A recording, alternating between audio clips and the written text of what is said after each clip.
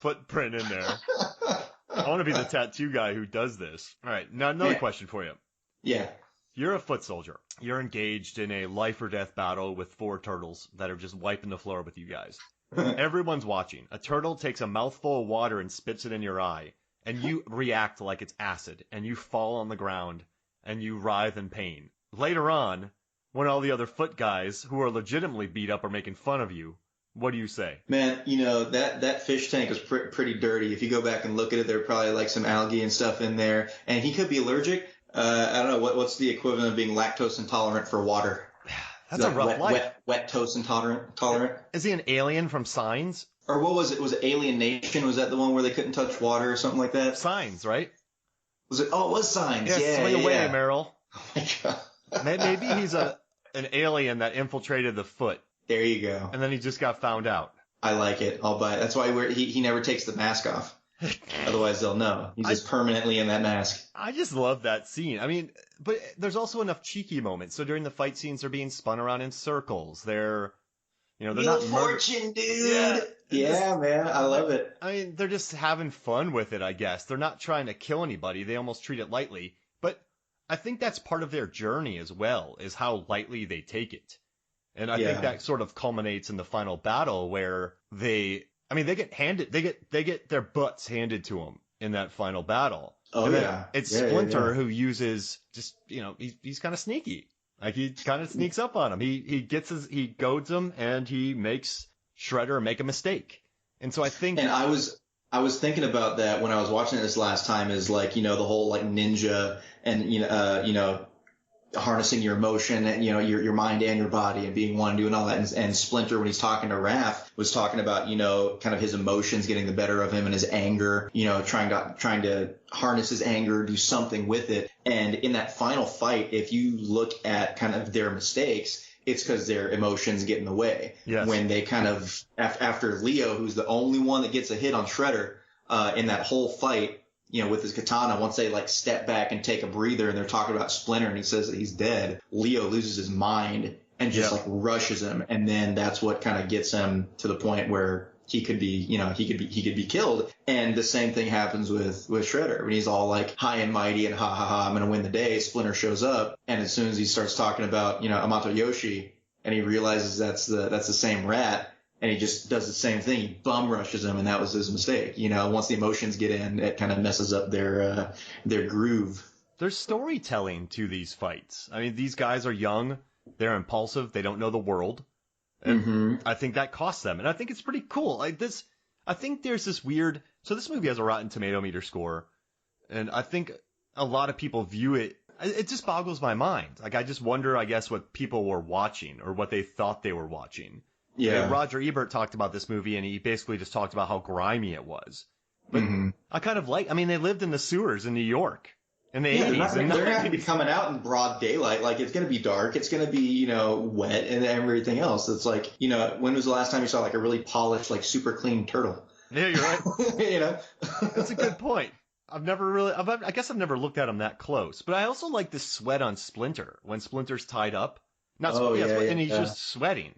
And he looks just gross. I think there are some, like Jim Henson kind of knocked these designs out the park. And it's a bummer that he felt that the movie was too violent. Yeah. Well, when you're coming from Muppets and everything else, and even Labyrinth and Dark Crystal had some kind of dark stuff to it, but there was no real kicking people in the face or doing that. So maybe just the acts of violence themselves and the fighting is what drove him. But I don't know. Did you know that this was the last movie that he was associated with before he passed, was Turtles? That's sad. Well, you know what though? These Turtles, I don't care, man. They hold up today. They look beautiful. Oh yeah. It's a shame that the suits and everything else kind of deteriorated or got more goofy, kind of like the toy line did as the movies went on. Like the second one, like they still looked all right, and they tried to fancify them up and give them more details and everything, and just like the giant eyes. And by the time the third one got around, it was almost farcical with how they looked. Most certainly. And you know what else I think? I mean, do you think they just? But that was a decision by the play line, right, in the studio to make it more kid friendly. Yeah, and then they became less successful. Yeah, yeah. It's an interesting dynamic, I guess, if you look at that. I don't know. You look at the highest grossing movies, I feel like so I was looking at this today. The 6 highest grossing summer movies of all time are the 3 original Star Wars, E.T., Jaws, and another Jurassic Park. So some of those were rated PG-13, but those for the most part are violent but kid-friendly flicks. But they're and again, you have the wide range of people that it appeals to. I mean, yeah, there are going to be kids who are like, dinosaurs, dinosaurs. But there are also going to be the adults that are like, oh, dinosaurs are going to like bite someone in half. Yeah. Like, I'm going to go see that, or just, eat a dude on the toilet and destroy Newman. When you got to go, you got to go. Oh, man. Newman. Poor Newman. That's what he gets. Poor Sam Jackson. Oh, yeah. You don't see his demise. You just see the one arm that's left over. That's kind of funny. The big storm in Hawaii blew everything away, so they couldn't do it. Oh, really? Yeah. Oh, did you not know that? The reason they couldn't film it? Yeah, so they had a massive hurricane hit, and it destroyed set, so they didn't have time to film his scene. So then they just had an arm fall on Laura Dern. That was funny. I remember when I was a kid and I watched that first couple times, I had forgotten that he had left to go there. So by the time there was an arm and he was like, "Oh, Mr. Blah," I was just like, "Where did that arm come from?" 9-year-old me is just baffled and aghast. I was like, "There's just an arm now."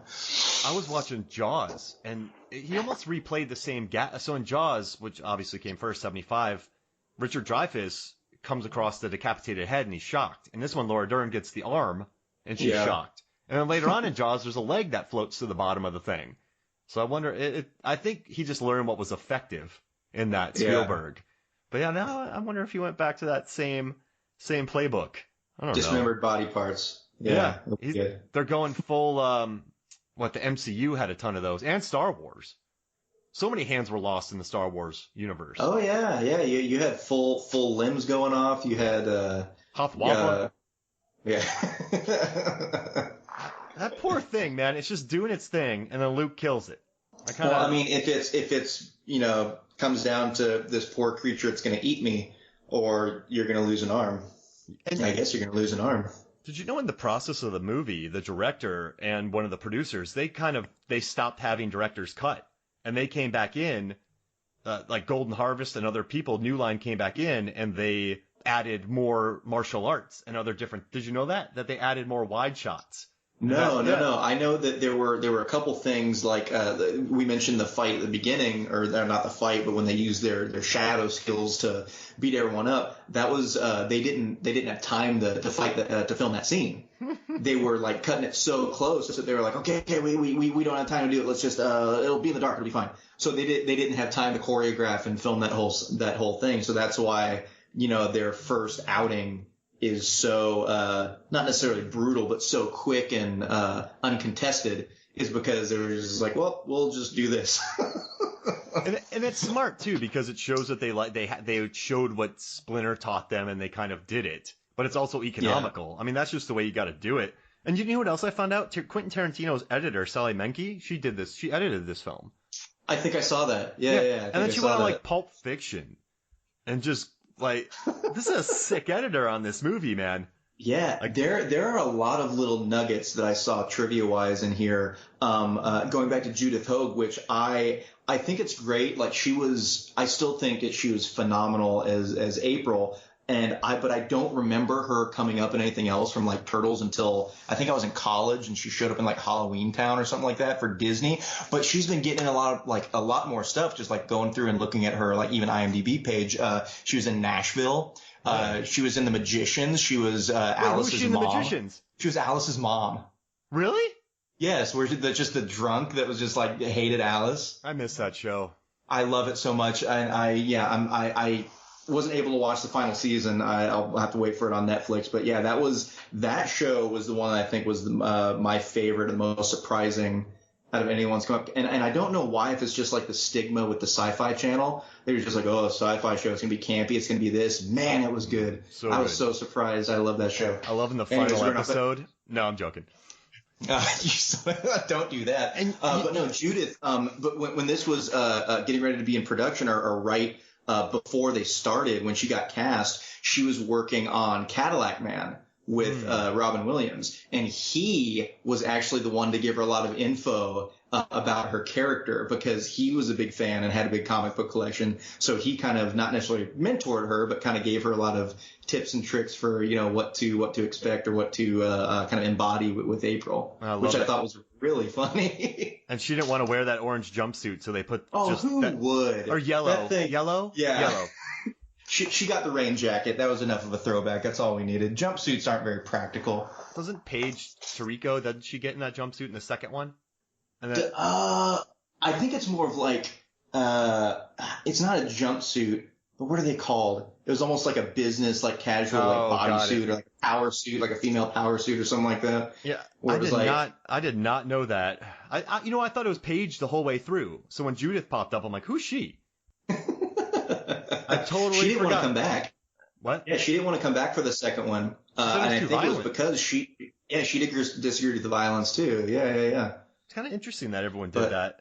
And I found out something interesting though. The cinematographer, John Fenner, he worked on Superman. He was a lighting technician and The Shining. You work with Stanley Kubrick, right? You work with Stanley Kubrick and you're going to know your stuff. Like you're going to know exactly what it is. And after this movie, he went and shot The Muppet Christmas Carol. I mean, that's a really great looking film. Like, I dig the look of that. And he also, he worked with Jim Henson a lot. He did Muppet Treasure Island. But I don't know, man. I thought that they framed this really well.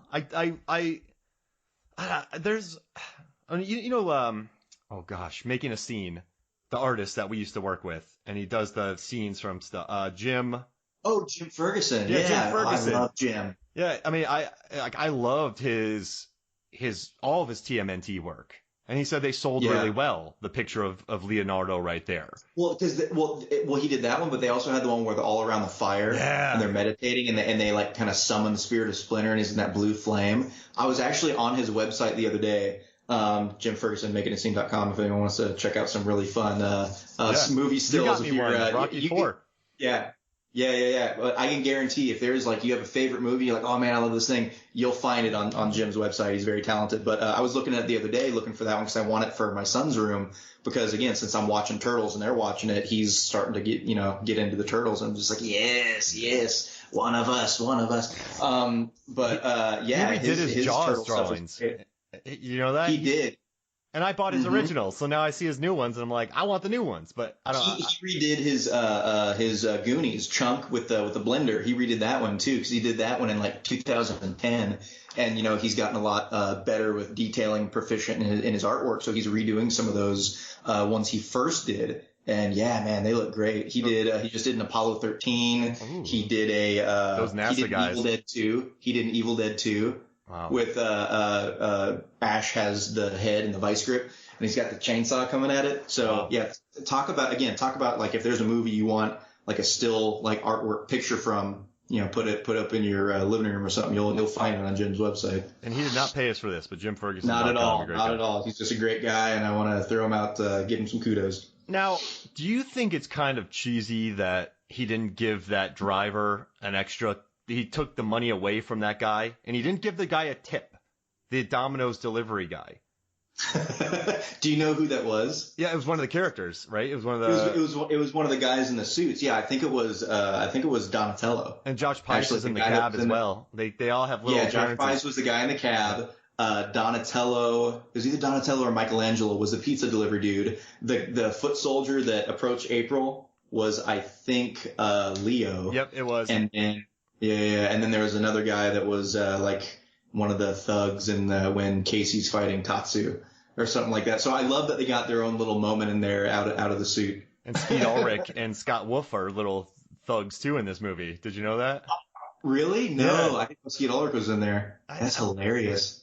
Is it bad though that he took that money away from him when he lives underground? I mean, he was 2 minutes late. So if you're going to say 30 minutes or less, then, expect to suffer the consequences. 122 and an eighth be damned. Right. One thing, speaking of people showing up with a Skeet Ulrich or whatever, one thing that I found that was super funny to me is and I don't know if these are true or not, but there were the potential castings. The people that I saw that were in the runnings to be Casey Jones, I don't know if you saw any of these, but I got a list for you. So, and again, this is 1990. So, potentials for Casey Jones. We had Johnny Depp. We had Keanu Reeves, Christian Slater. This next one, I don't know, was Lou Diamond Phillips.